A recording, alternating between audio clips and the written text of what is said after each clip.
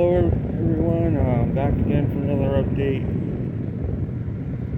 Today is Halloween 2024, last day of October.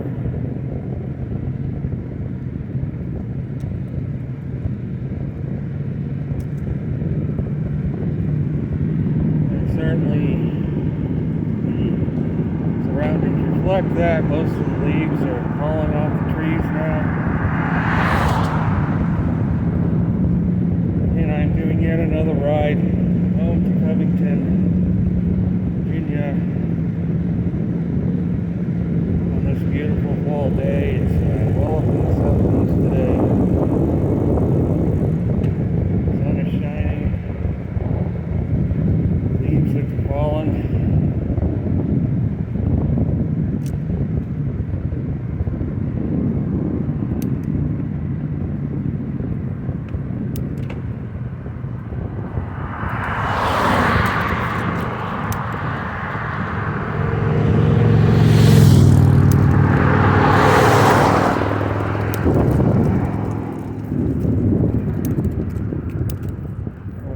Steep hill here. So my hike I did last week. It was my first overnight backpacking trip, and second day I managed to make it to Route 635, but it was a grueling hike for me. It was a very warm day, similar to today, and I was really concerned about the lack of water along that stretch. On the way up to the shelter the day before, I filled up 3 liters of water.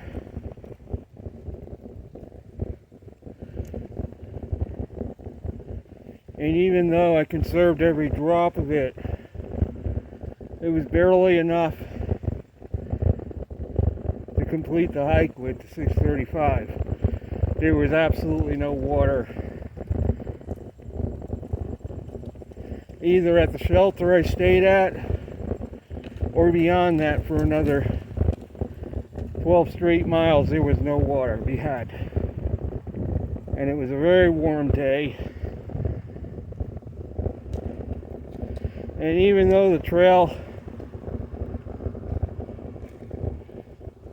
follows Peters Mountain, it gradually climbs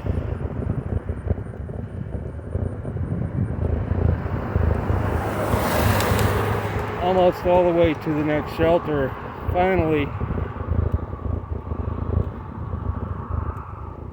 look at those beautiful oak trees. They had beautiful colors.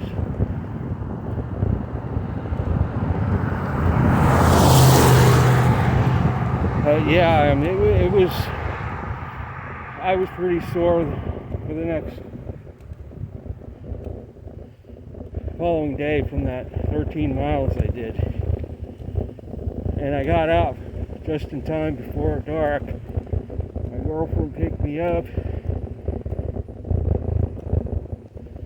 When I left the trail, because her aunt passed away, I was planning on another night, and I could have spent another night at that next shelter because there was water there, but I ended up ending the hike instead.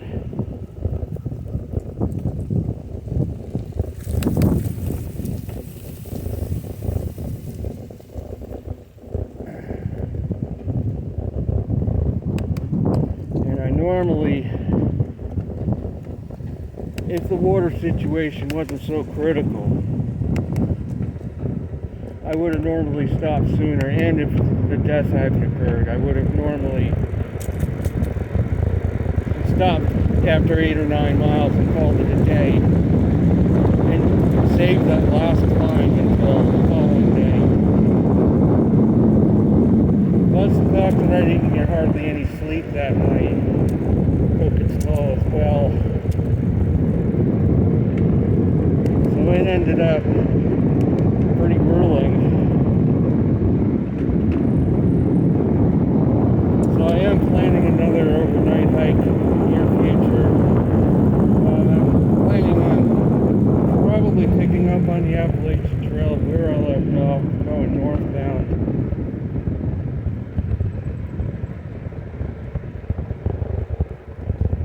From there.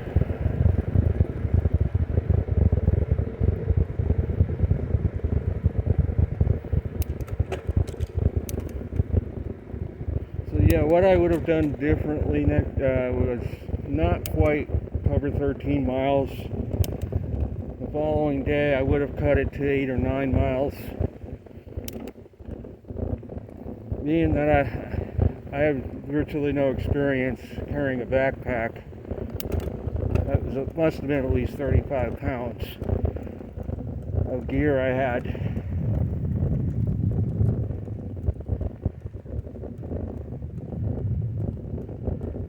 And then the tent needed a rain fly as well. Didn't have one. Well, my girlfriend made up a rain fly for the tent sewed together off another tent. Put hooks on it.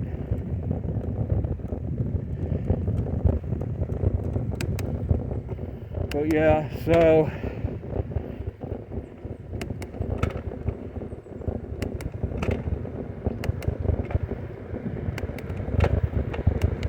I did one ride to Covington on Sunday, another ride to Covington today. Not sure if I'm going to ride back from there or not, because I don't know if I'll have enough daylight remaining.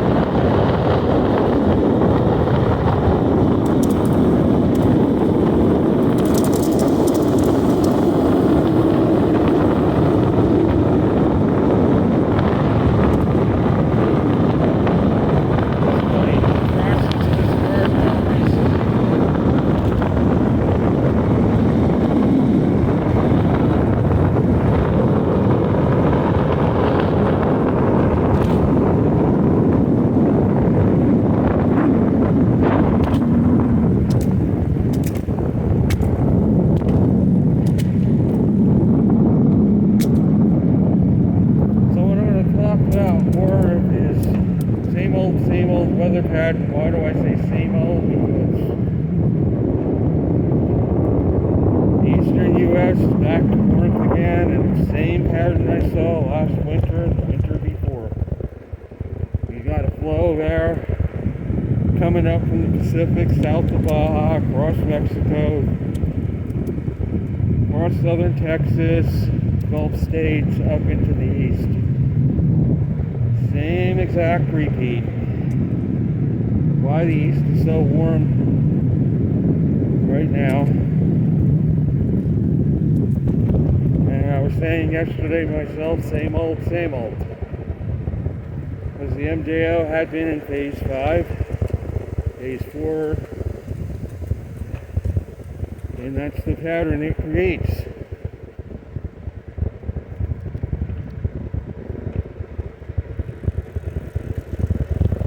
Plus we're in a solar max, plus we had so much manipulation going on with all these weather systems lately. It has not rained in over a month here. The last day it rained was October 1st. Have we got any significant rainfall? And it's the last day of October, so it's been 30 days now. I saw a post about Philadelphia, Pennsylvania, breaking a record set back in 1874 when they got 29 consecutive days of no rain. Got way back in 1874, and they've eclipsed that record now in Philadelphia. And yeah, there are some natural reasons sun has a lot to do with it, being not as regular in cycles as the 20th century, causes more extremes in weather. On top of that, there is manipulation going on, and in order for North Carolina to have received all that rainfall, it had to have taken every ounce of moisture out of this atmosphere, because we have not gotten any rain here since. I'm beginning to feel more and more that Helene took out so much moisture out of the atmosphere and dumped it on western North Carolina. We may not get rain. All that water fell all at once over North Carolina.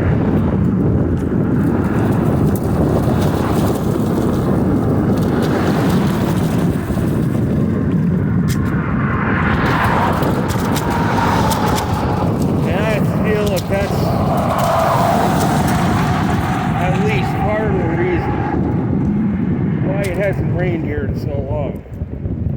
Because they artificially took all that moisture out to create a disaster for North Carolina. And I know that there's some people that feel that mankind cannot do that, cannot manipulate the weather to that extent. And I agree, HARP in itself couldn't do it. HARP is but a drop in the bucket. There's much more serious technology in operation.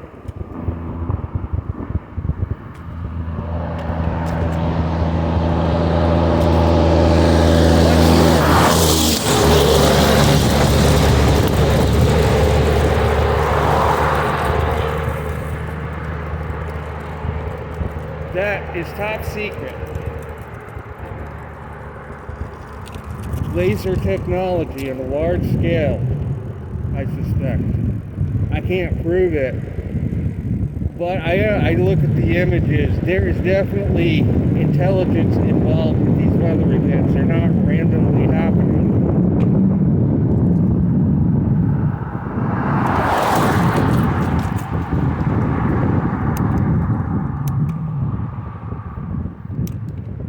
A sinister intelligence, not benign, sinister.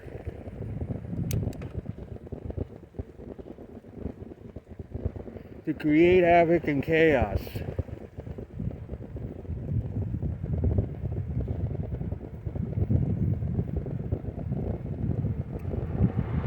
Everybody's talking about HARP. HARP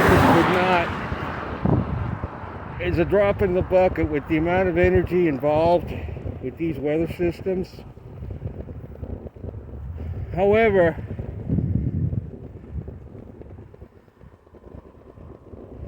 basically you need the spark is all you need to get something going. There is so much energy in the sun and the oceans that if you could get a weather system to tap on that, you don't need a tremendous amount of energy. You need just enough to get the system going to where it will draw the energy on its own.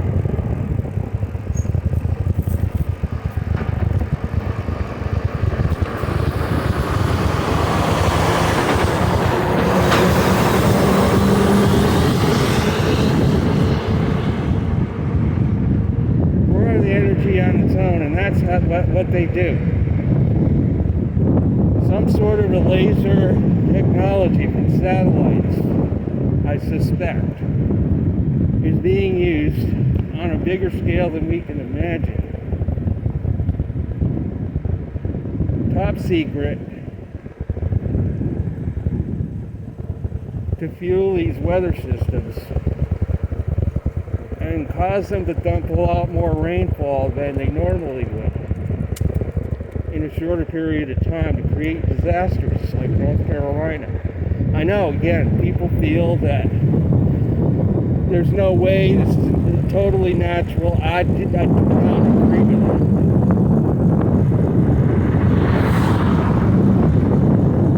I've studied weather all my life. The sun is not to the point where naturally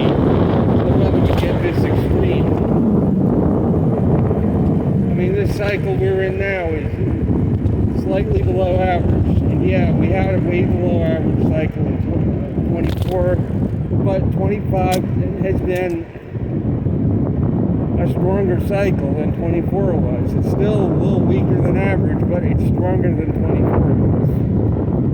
I mean, sunspot count is back up to over 200 the last couple of days, and that's mainly being powered by southern hemisphere alone.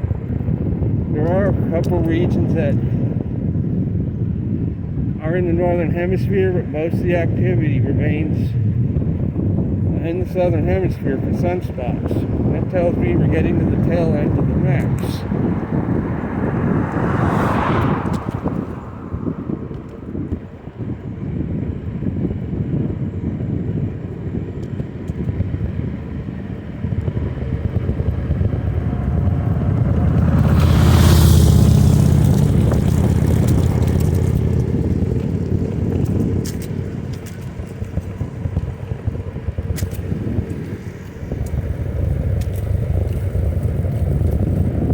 But if the activity on the sun remains elevated through the winter,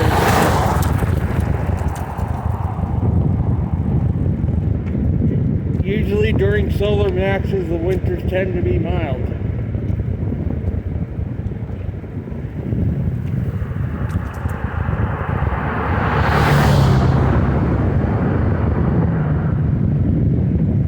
Because you're receiving more energy from the sun.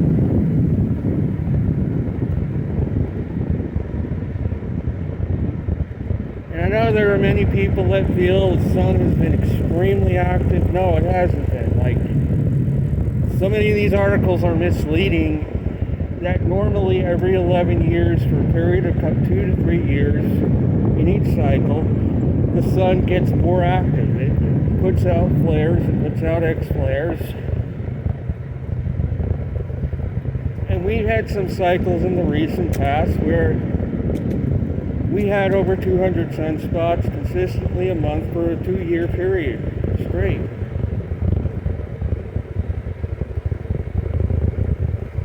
Cycle 22, cycle 21 were both very active cycles that had months and months and months of over 200 sunspots. So far this cycle we've only had 1 month.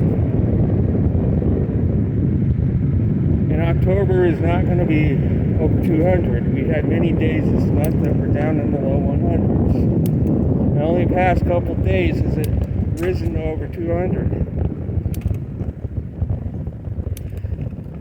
And once the southern hemisphere, that clump of sunspots rotates off the limb, it will probably drop back to 100 again.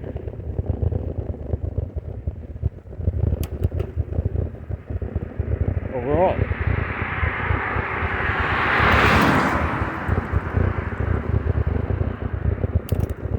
But this cycle has been stronger than last. That's what the facts show. The cosmic ray count has been down close to -10 now since early September.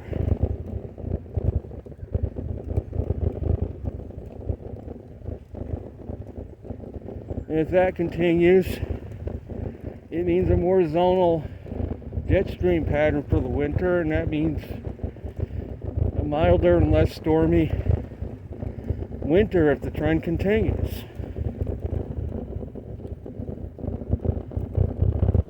I'm stating the facts from what I've seen in my lifetime. Winters during high solar activity, the flow is usually zonal.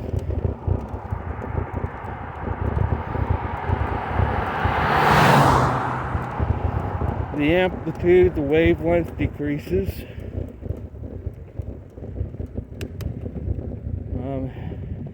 That leads to a more milder, benign pattern. And all this talk of the AMOC shutting down,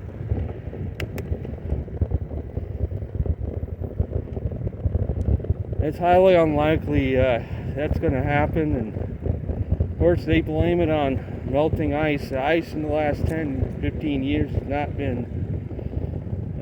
We have not been losing ice in the last since 2007. Trend did go down between 1980 and 2007, we did lose a lot of ice during that time frame because there was genuine warming going on.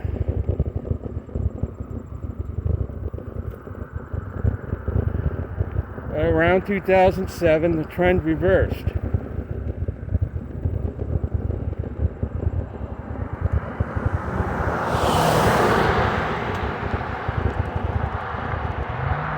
And we did have another low in 2012 in the ice. Since then, it's been low every year. It has remained low. Has not come back, but it hasn't decreased either. But why would people want to save the ice anyway? Without the ice up there, the climate in the northern hemisphere would actually improve drastically. If it was gone, there'd be a drastic improvement, a drastic decrease in storminess in the North Atlantic if that ice were gone. It's all alarmism. Through much of recent history, I don't believe there was ice up there until the little ice age refroze it. Before that, I don't think the Arctic contained ice over the ocean. The medieval warm period, possibly even since the last ice age, that was all open water up there, I feel, until the little ice age refroze it at some point. Because there's lots of legends that say that the Arctic was warm during the little ice age, the first part of it, open water. It's just like a lake. If that ocean were wide open, an even warm period, it would have taken a lot of cold weather to refreeze it. Once that ocean melts, it would take another little ice age to refreeze it again. So what's there now is basically left over from the little ice age. All that Arctic ice, sea ice. I'm not talking about Greenland. Greenland has been there, ice cap has been there, and survived all the warm periods we had. But the polar ice sheet over the ocean up there, prior to the little ice age, go back to 1300s, 1400s, there probably was no ice up there.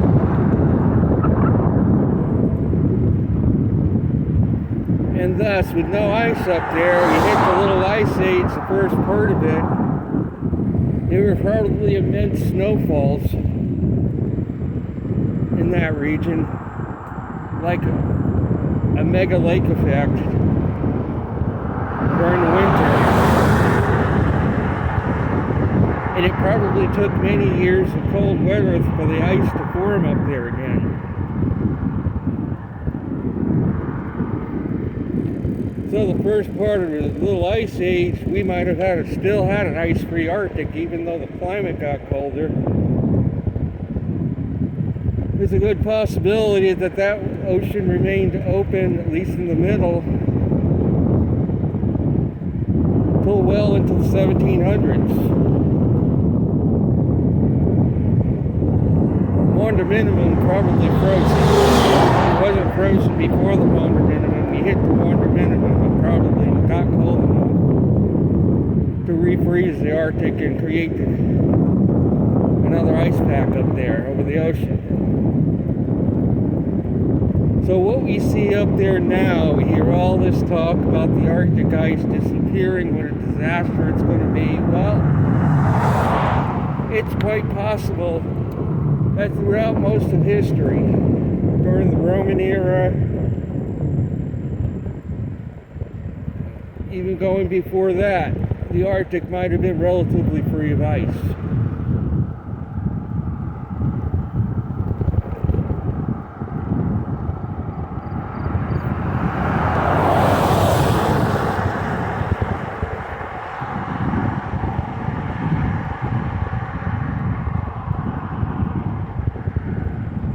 Because again, there are numerous legends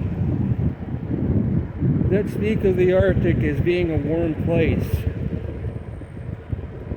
place where warm water in the middle, if you get through get away from Canada enough, go toward the North Pole, that it was open and warm water up there. Lots of legends.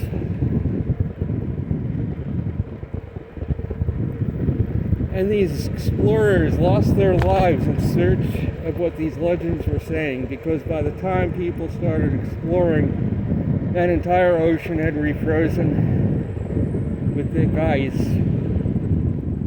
But they were going on the legends that talked about in the middle of, out in the ocean around the North Pole, that it was wide open with warm water.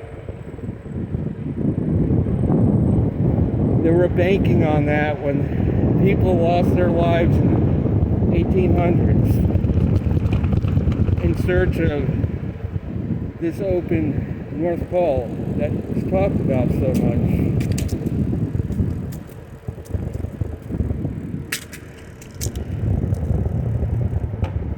So I'm continuing my ride Covington, about 2 more miles before I cross the town line.